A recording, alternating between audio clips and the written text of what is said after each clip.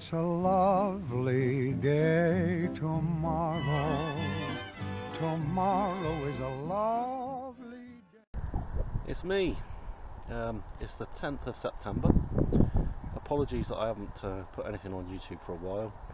I've got a few films in the making that will come through at some point when I edit them.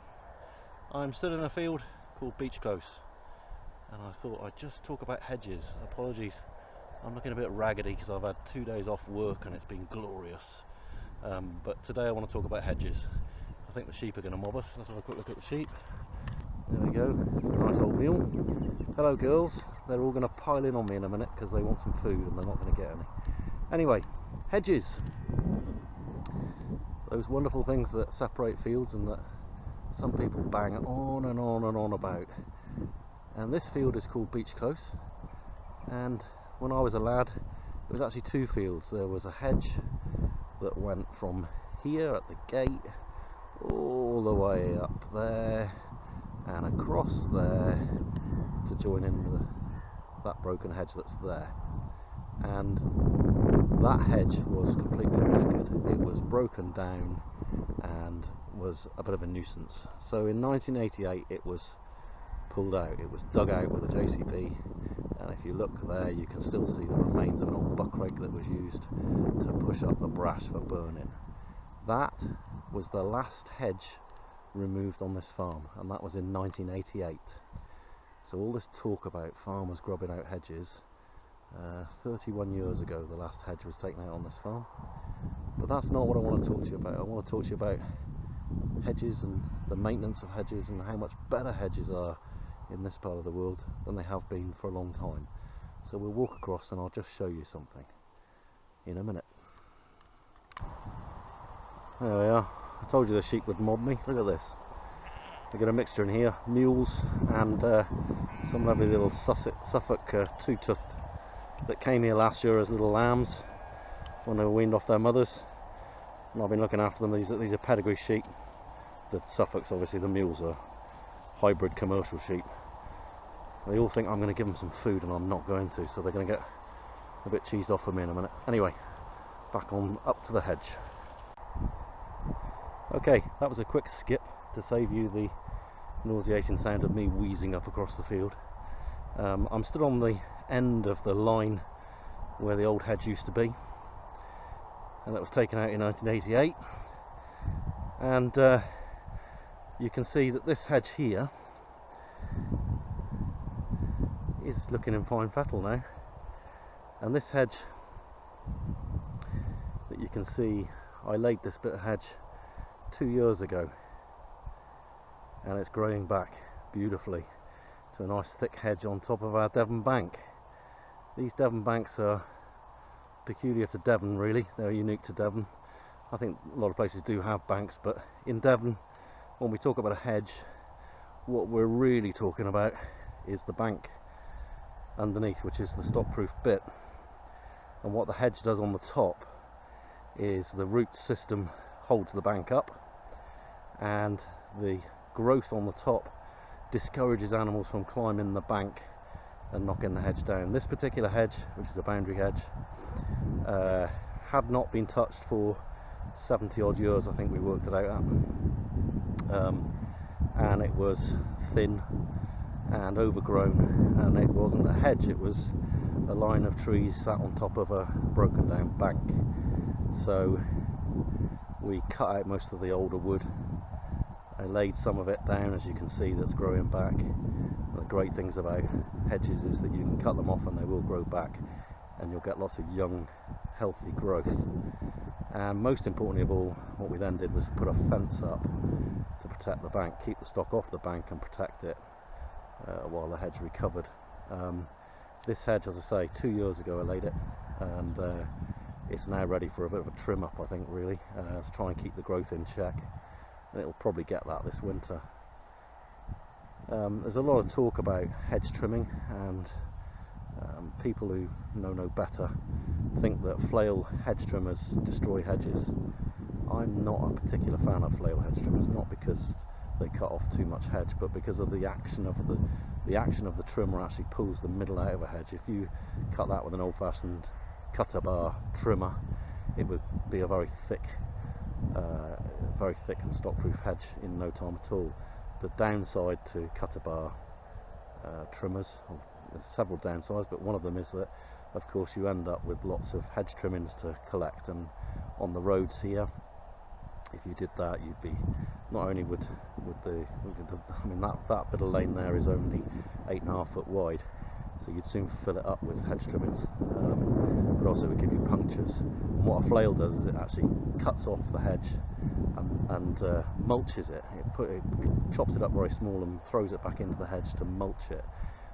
They're a very good tool, and I would much rather that hedges were trimmed with flails rather than not being trimmed at all, which used to be quite common at one time.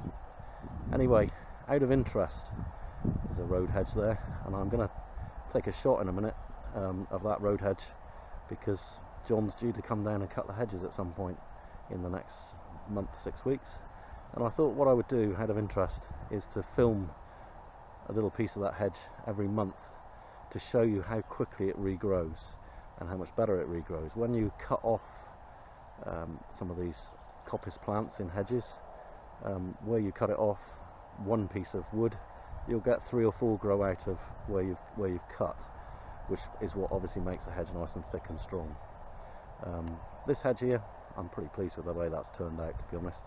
That was a couple of hard days work in there, and I ended up with quite a lot of firewood, still some down there for me to collect, but it has grown back beautifully, and you look at that and you think that's a lovely hedge. Ancient? Yeah, probably. It's probably 300 or 400 years old. In this part of the world, as I say, the Devon banks are very particular to us here, and if you look on Exmoor, on the Forest of Exmoor, there were no hedges in 1820. What happened was that the Forest of Exmoor was sold to an industrialist called John Knight, and he wanted to create farms out of what was effectively wasteland. When we say the Forest of Exmoor, it wasn't a tree-covered area. In fact, there were only half a dozen trees on the whole of the Forest of Exmoor, going back 1,000 years. But what they did was, when they cleared the land, they basically put the stones that they picked off the field into a row, and then dug out next to the stones each side and put soil on top of the stones, and then planted hedge species on top, usually beech around here. Beech is the most common hedging plant. And every decade or so, when the hedges were made up, as we say, they would come along and dig out under the bank and cast it up. So you'd cast up the Devon bank. These days we did this with a 5-ton digger, which was a lot quicker and easier than trying to do it by hand. We even had in this part of the world something called an offset plough, and what a lot of farmers used to do was the offset plough would go in very tight to the hedge, and they'd plough out a furrow next to the hedge and then cast it up with shovels. Hard work that has gone on for centuries. It's gone on for an awfully long time. This is a managed environment, and it has been for hundreds of years. And you know, when I hear people talking about rewilding and evil farmers, I do get slightly annoyed with them. Anyway, I'm going to show you another little bit of hedge in a minute, and a little plan I'm plotting. So we'll move on. I'll wheeze off down the bottom. Ta-ta for now. I'm back. I'm in the garden. As you can see, there's a rabbit fence. And under that rhubarb, my 2 darling Labradors are buried. Miss them terribly. I get ever so sad every time I come down here looking at that. Anyway, this bit of the garden's a bit of a mess, really. This is the compost, and there where that chicken house is hidden away under ivy, used to be, years ago, my dog kennels. And in 1989, I think it was, my dear buddy Clive and I put in a hunting gate here so that I could walk the dogs out in the field, take the terriers out of the kennels there and walk them in the field here. And when we put this hunting gate in, we also put up a fence along here to protect the hedge that's above it, and it's not very good. I didn't do a great job of it. I didn't have the experience, the skills, or the tools to do it. So sometime, probably this winter, I need to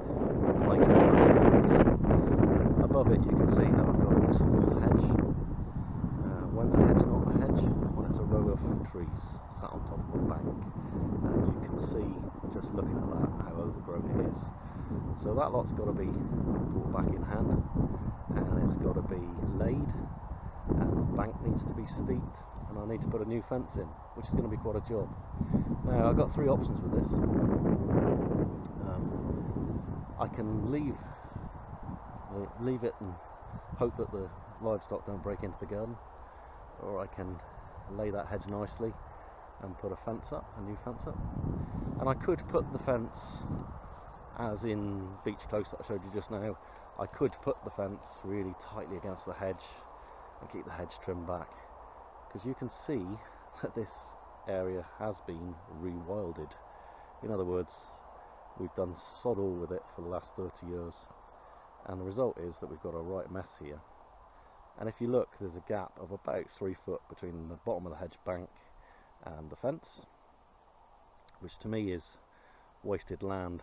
And people talking about rewilding, the only thing that's thrived in this mess in the last 30 years are rats trying to get to the compost, which is a constant problem in most rural areas, and the rabbits that eat all my blooming garden. So what I'm thinking is that I could put the fence back exactly where it is now and leave a 3 foot gap there, and once that bank is banked up properly, it'll be a nice level 3 foot long strip which will go for about 100 yards. Or I could move the fence in tight and let John have the grass that would grow there, but I think I'd like to make use of this bit of spare land, as it were, because realistically rewilding might be a very popular phrase at the moment, but it's not filling me up, it's not putting food on the table. So the plan at the moment is that probably sometime fairly soon I shall start chopping out the bigger bits of timber here and just leaving the few bits that I want to lay, and then I'll probably get a digger in and make up the bank the other side and knock out all the brambles and rubbish and grass it off and make it, then I can perhaps get the mower down there and keep it under check. What I'd really like to do though is to put a chicken tractor in there and move a chicken tractor up and down. I'd be very interested in hearing what people think about that. So Kevin, Homestead Kevin, and Hugh, English Country Life, and Sasha, and people like that that are in the know, give me your ideas on that. You can see that there's an old chicken house there. I haven't kept chickens here for quite a few years, but we used to have chickens here, and they had a little pen there, and we also fenced off this lower bit of the gardens and they could wander at will, which has its merits, but I'm not very keen on doing that now because of the damage the chickens would cause. So the idea of a chicken tractor appeals to me. What I'm probably going to do as well is to clean out this area, get a digger in there, clean it right out, and I'd like to move the compost bins back into the corner there, and make some decent compost bins that will last rather than our pallet affairs that we've got here. You can see the compost. What a lovely sight, our household waste. But nothing's wasted here unless we can help it. So that's the plan. But what I wanted to talk about really today was hedges. And you know, my neighbour, when we laid the hedge up in Beach Close, my neighbour was horrified and said, "Oh no, you're going to cut down all the trees." Well, yeah, sorry, it's because they're not really trees, they're overgrown hedge plants, and they offer no stock proofing at all. So it is difficult sometimes for people who don't understand what we're doing and why we're doing it. But let me tell you, as far as the English countryside is concerned, well, certainly my bit of it, here in Devon, it's never looked better than it does today. No hedge has been removed for more than 30 years. The hedges we've got are being restored and maintained properly. They're being fenced properly. In mid-80s here, most of the hedges were broken, and there were bits of tin and old bed mattresses and goodness knows what shoved in them to fill the gaps. Now we've got thick, healthy, steep hedges, and that's something we should be proud of. And that's the management of the countryside by farmers, and everybody benefits from it. So for goodness sake, stop demonising farmers and coming out with all this nonsense about hedges disappearing. They're not. We've got more hedges now than we had 30 years ago, and the ones we've got are properly looked after. Anyway, rant over. I'll go and try and edit this into something that's viewable, and I've got some more films coming out. I've got one that's half made on mold control and the reasons for mold control, and I must do something on the garden at some point. I've also got a film in the offing on mold traps and the development of mold traps and how to make mold traps and how to use mold traps. And at some point, that bloke with the man bun, big in the country, is going to come down, and I'm going to show him how I used Duffus mold traps and try and get him going a bit better on those, and give him a few freebies that I've got knocking around here that are no use to me anymore. When I start cutting this out, I will take some footage and you can see the result, but I need to get some light into this garden. At the moment it's all very dark and gloomy and no good. Anyway, Matt the Rat over and out. Tatty bye. So hurry along, the stag's on foot, the master's on his way.